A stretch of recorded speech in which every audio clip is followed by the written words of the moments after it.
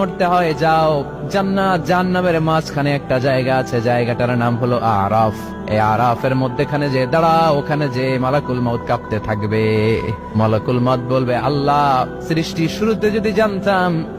শুরুতে যদি জানতাম সবাইকে মৃত্যুদান করার পরে, রূহ কবজ করার পরে আমাকেও মরতে হবে, তাহলে এই কঠিন দায়িত্বের ব্যাপারে আপনার কাছে ক্ষমা চাইতাম।